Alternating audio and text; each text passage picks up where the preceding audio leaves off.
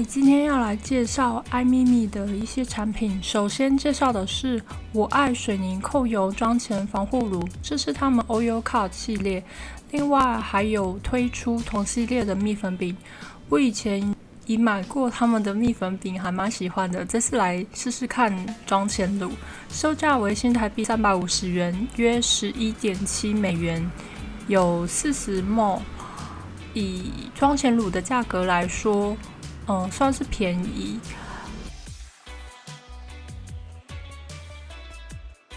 防晒系数为 SPF 50+、PA4+，包装蓝白色配色，蛮有夏天感。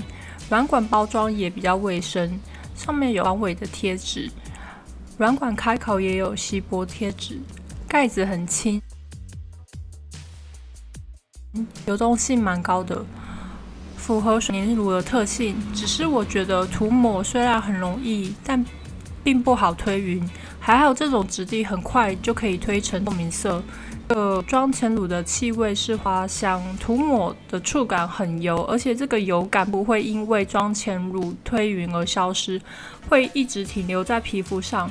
有一些化学性的防晒会有油感、粉感或俗称咬手感，这个是没有粉感或咬手，只是油腻的存在感很明显。偏偏它还是控油系列的，有一点迷，也许上脸之后会有不一样的感受，等等上脸再说。第二个介绍的是我爱林暗橙奶雾持久粉底，我买的色号是03自蓝色 Beach， 售价为新台币590元，约美金19.7元。防晒系数是 SPF 30、PA 3+，也是在韩国制造，而且容量有50ml，以底妆来说是非常大的容量。好用的话就真的是非常划算。盖子上有个小凹槽，我觉得蛮可爱的，而且这个小凹槽可以再打开盖子，放在桌面上不易滚动，算是有功能的设计。粉底液罐子摸起来触感有点像是 NARS 的产品，不过丝绒感再低一点点。转开盖子可以看到出水口的地方有喷出一些粉底液，盖子里面也有粉底液沾染的迹象，可能是我打开盖子的时候有挤压到罐子，所以有喷出来。那我先把盖子内侧跟出水口的地方擦干净，再试一次，不要挤压罐子，打开看会不会好一点。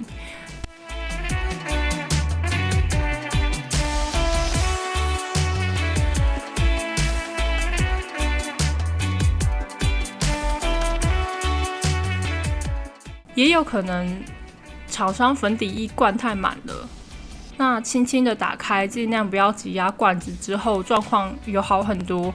那可能是我打开的时候压太大力了。质地确实如广告上所写是奶雾感，有一点点光的，但整体偏雾面。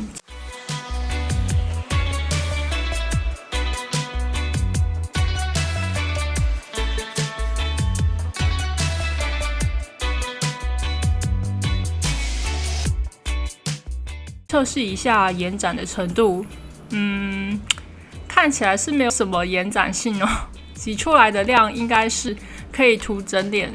现在手上涂的是爱杜莎眼线胶笔，测试一下遮瑕度。我觉得这个遮瑕度应该是中间偏下，眼线胶笔的线条都还能隐约看见。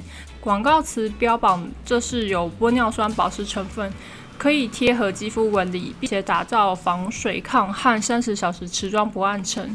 为了测试是否真如品名所示零暗沉，在手上涂抹了约10元硬币大小的粉底液，等一阵子看是不是真的零暗沉。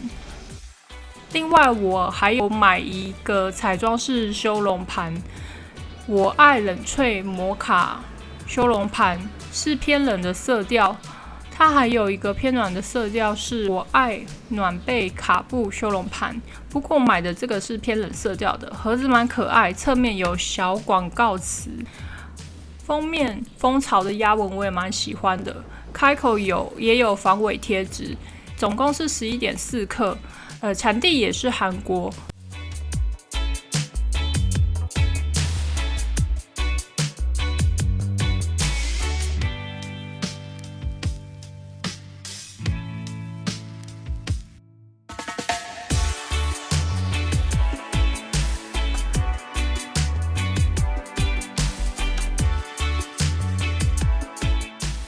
刷色的状态来看，我觉得前2个色号颜色其实差不多，顶多第一个颜色看起来偏冷，第2个颜色看起来偏暖，不确定上在脸上会不会看得出差别。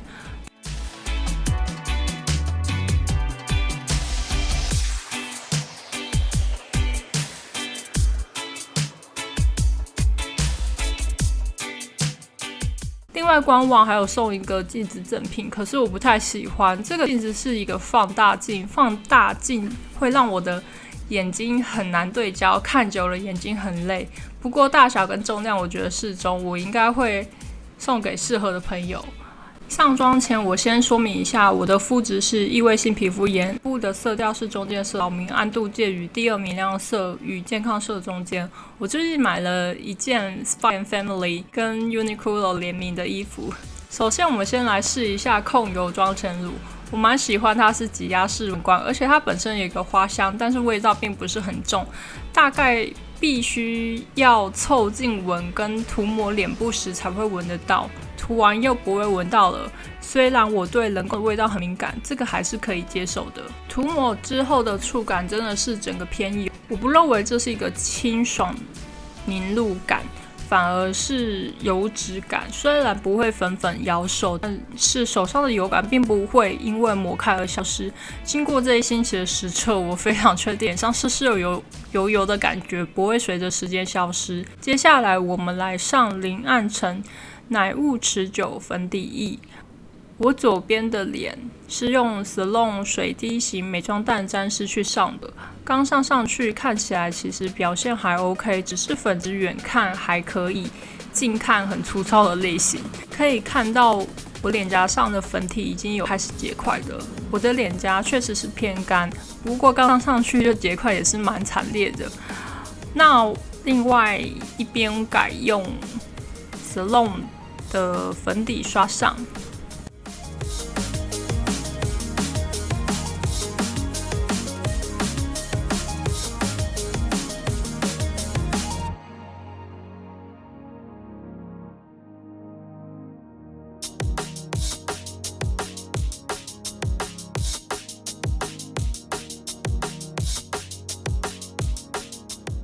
粉底刷的部分感觉也没有差太多，用不同的工具上并没有帮助服帖度，而且我觉得粉底有点浮浮的，结块也颇明显，不小心把鼻子的粉底弄掉了，再补一点哦。我觉得这个有一点，好吧，这个粉底让我有一点挫折，以初次印象来说不佳。我先来上 Laura Mercier 的蜜粉，看可不可以拯救一下。我觉得蜜粉有多少有帮助我遮盖一些瑕疵，但整体并没有差很多。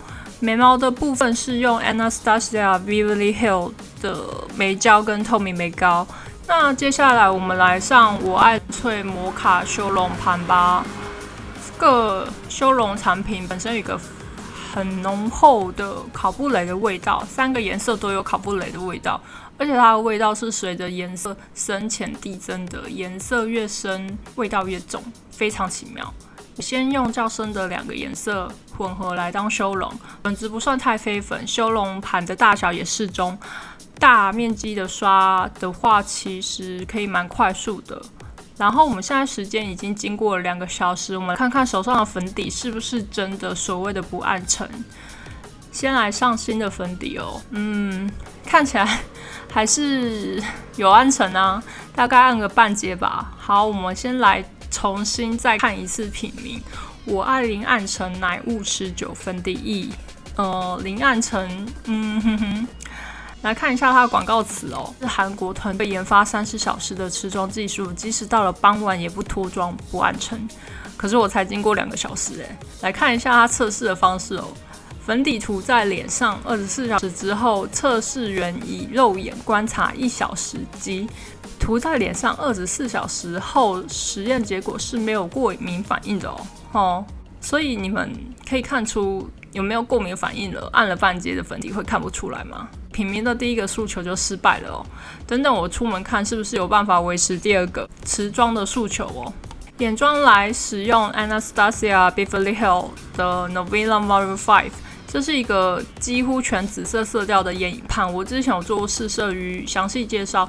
目前想要创造多个浅色缤纷混合的眼妆，首先用 A3 浅紫色大范围刷眼尾到接近眼窝外围的部分，再用 A2 浅粉色衔接在眼皮中央，因为都是浅色系，还算好晕染混合。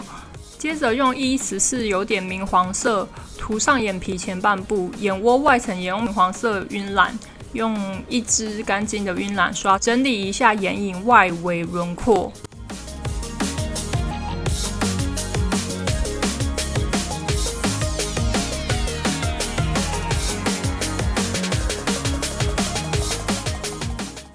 用 C3 这个比较冷且鲜艳的紫色做眼尾的重点色，只要一点点就好，因为我不想要改掉前面的浅色系主轴。下眼睑的部分也是依照顺序，淡紫色、浅粉红色、明黄色一起上哦。最后用 A1 纯白雾面色打亮眼头，不要看这个死白色看起来很假哦，其实蛮好用的，可以拿来调色或是让太重的颜色变浅一点。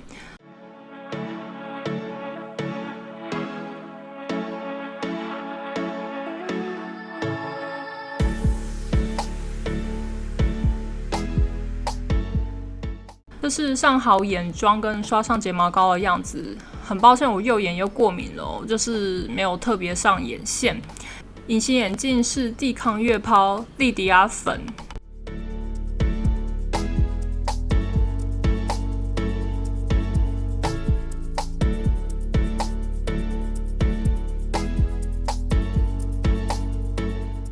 接着使用迪奥202中间的粉红色做腮红，这个粉色的眼影哦，其实蛮适合当腮红或是打亮的。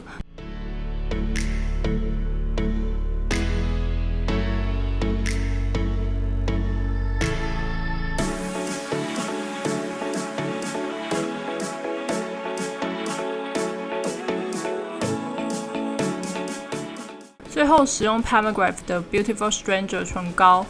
非常正统的玫瑰粉色，然后再用同厂牌的 Fresh Fantasy 唇蜜点在唇部正中央，做一点晶莹剔透的打亮感，这样就可以了。唇蜜其实也不会黏哦，这样就是全脸的彩妆啦。整体来说，画完全脸的彩妆已经大概过了4个小时，都待在冷气房，中间还有吃过饭。我觉得皮肤上的粉底状态并没有特别的改善，也没有变得比较贴妆。可以看到我脸颊的结块还是很明显，所以我个人可能不会推荐这个粉底或是妆前乳。这2款产品可能不适合异位性皮肤炎的人，或者是脸颊很干的人。